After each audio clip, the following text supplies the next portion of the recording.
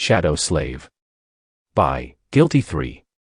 Chapter 1281, Leaving the Dark Island. Sunny dove into the shining depths of the great river. His serpentine body was like a spear carved from black onyx, cutting through the radiant water with stunning, terrible speed. It was made to rule the sea, so no ship or vessel could compete with him in the deep. A great monster, though. Even though the dark butterfly was an aerial abomination, it had shown a dreadful ability to fight the azure serpent underwater with strange ease. They needed to escape being noticed by it. And so, Sunny swam down. Nephi's had the essence pearl, so he was not afraid of pulling her so deep that she would drown. That said, he was afraid of the depths. There was no telling what was hiding at the bottom of the great river. What kind of horrors lived there? Did time exist there, and if so, what was its flow? Sunny did not know, and he wasn't ready to find out. The plan they had concocted was to dive deep enough to avoid the notice of the dark butterfly and then travel downstream, gradually returning to the surface. He saw no reason to change it. As the onyx serpent moved down into the flowing abyss with a fragile human figure clutching to his horns, the dark island slowly disappeared in the distance. Its ominous silhouette was consumed by the radiance of the water, and soon, there was nothing around them but shining emptiness. Sunny felt a strange melancholy brush against his heart and steeled himself. They had finally escaped from the shell of the black turtle. That place. It had given him the peace and comfort he so desperately needed after the disastrous resolution of the dreadful and bitterly long southern campaign.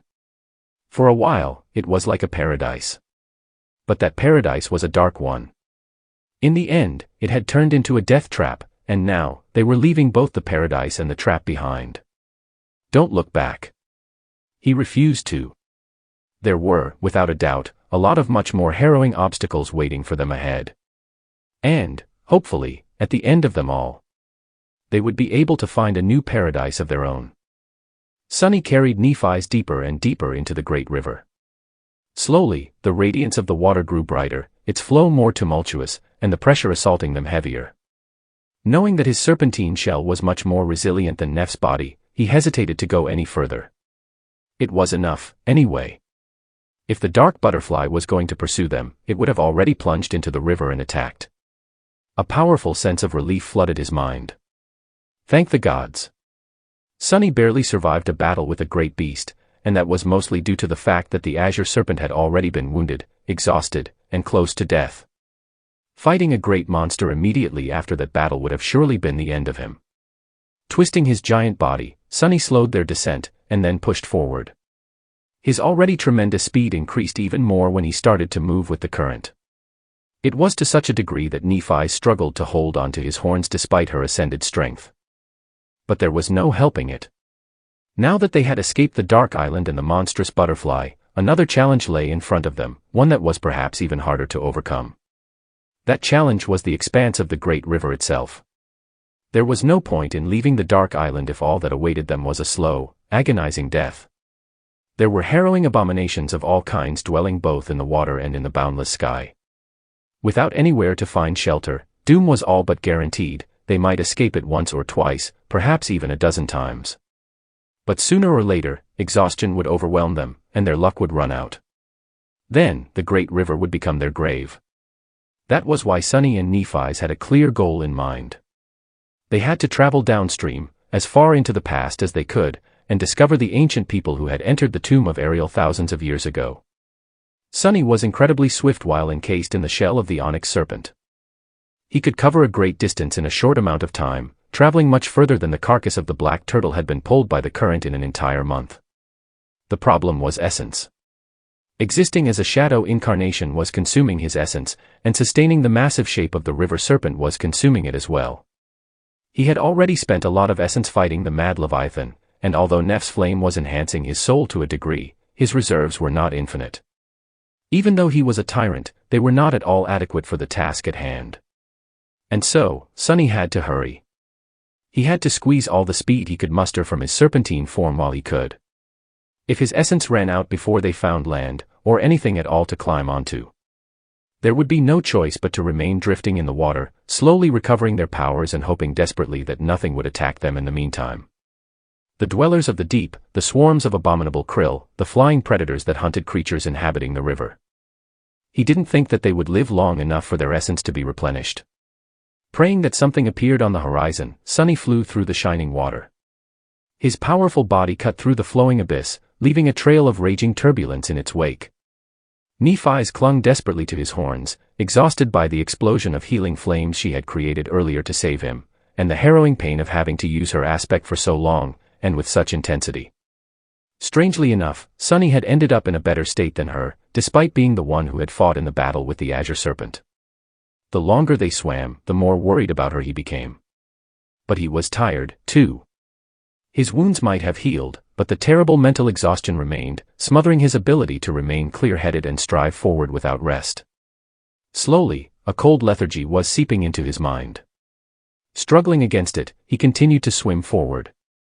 Chapter 1282, Currents of Time. Sunny did not know how far, exactly, they had traveled away from the Dark Island, but the distance had to be immense.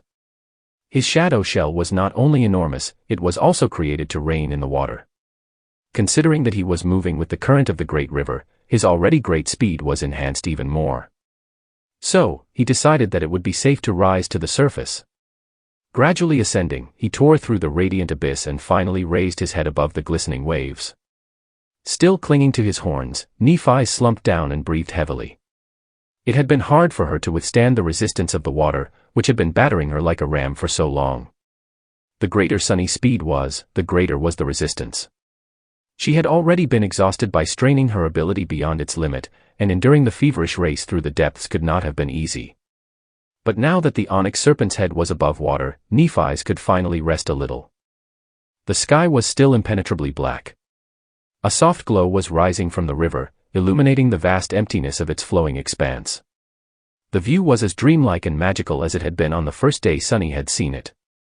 But his heart was pierced by despair. It was because even now, after leaving the Dark Island so far behind, he couldn't see any hint of land anywhere around them. An old doubt crawled into his mind, sapping strength from his tired body. What if there is no land?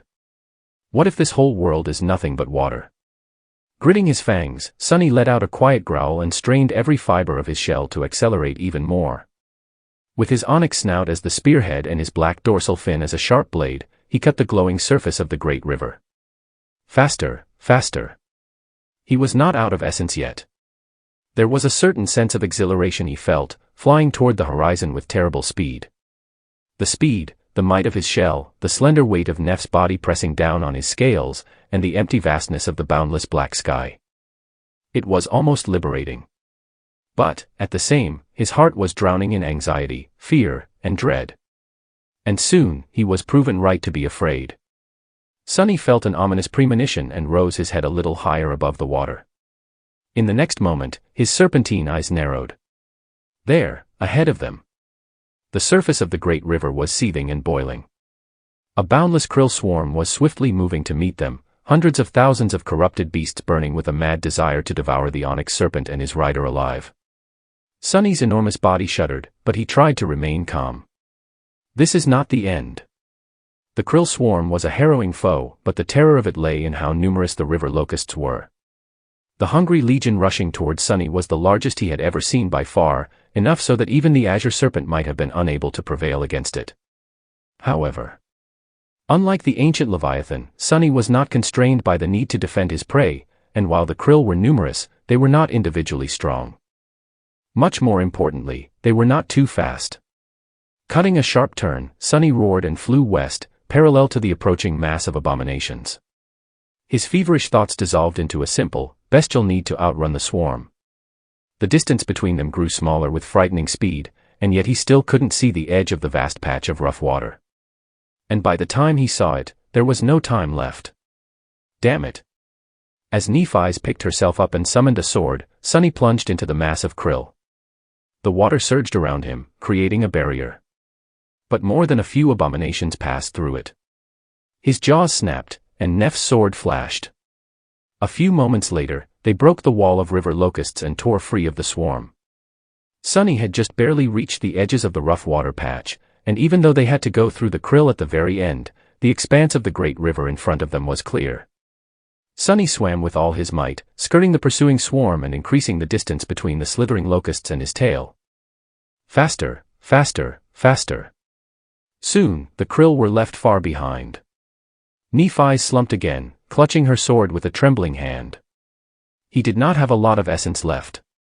They continued to move downstream, covering a tremendous distance. The onyx serpent flew like an arrow. No, much faster than any arrow could fly.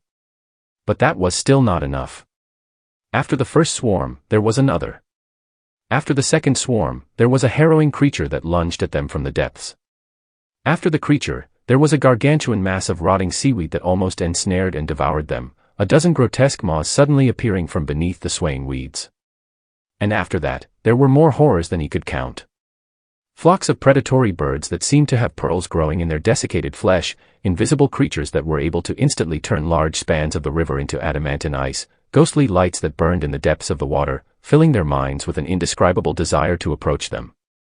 But Sunny was a river serpent, a monarch among beasts. His long body was fast, mighty, and tenacious. He was incredibly fast and at home in the water. He had outrun the krill, tore through the rotting seaweed, dove into the depths to avoid the birds of prey, broke through the ice, resisted the allure of the ghostly lights. He had escaped from them all. However, his essence was running dry. It was almost gone. He was exhausted and well past the limits of his mental strength. And there was still no land in sight. By the time the seven suns slowly appeared from beyond the horizon, chasing away the impenetrable darkness, and the great river stopped shining, he was utterly spent. It was not even a matter of willpower anymore. It was simply a matter of not having anything else to give. His essence was fully depleted. Finally, despair consumed his heart. The shadow shell was the first to crumble. The mighty onyx serpent shuddered, and then dissolved into shadows, which were instantly chased away by the pale light of dawn. His incarnation disappeared next. Sunny turned intangible, and was then thrown out of the embrace of the shadows, finally regaining his human form. He was in pain. Every muscle in his body felt like it was about to burst. His lungs felt as if they were consumed by fire. His head was heavy, and his limbs were weak. He even failed to adapt to the change in time, swallowing a mouthful of water. Which was fine. He was dying from thirst, anyway. Sunny felt himself sinking, and struggled weakly to stay afloat. But even that was too much of a strain. Am I going to drown? A moment later, a strong arm embraced him, and he felt Nephi's pressing his body against hers. Swimming with the help of her one free hand, she pulled them both upward. Soon, their heads broke the surface of the water. Sunny was momentarily blinded by sunlight and coughed, trying to push air into his lungs. Over. It's over. We won't survive the few days needed for our essence to recover. As he tried to think of something, anything, that could keep them alive, a strange shiver suddenly ran through Neff's body. Since she was still hugging him from behind, he could feel it clearly. Sunny. Sunny. He tried to answer, and was suddenly struck by the strangeness of his human body. It felt alien and tiny, not at all befitting a ferocious serpent like him. He had forgotten how to talk. Snap out of it, damn it. Sunny slowly gathered his senses, remembering what it meant to be human. Then, he moved his unfamiliar tongue and said hoarsely, "What?" Nephi's moved, turning them both to face downstream. Her voice was just as hoarse as his, "There." He frowned, following the direction where a finger was pointing with his gaze, and then froze. There, on the water, no more than 100 meters away. A small boat was swaying on the waves, both of its sails lowered. It was made out of beautiful dark wood, with intricate patterns carved along its sides. There was no movement inside, but the boat seemed to be staying in place, strangely unaffected by the strong current of the great river. And so, they were being slowly pulled in its direction.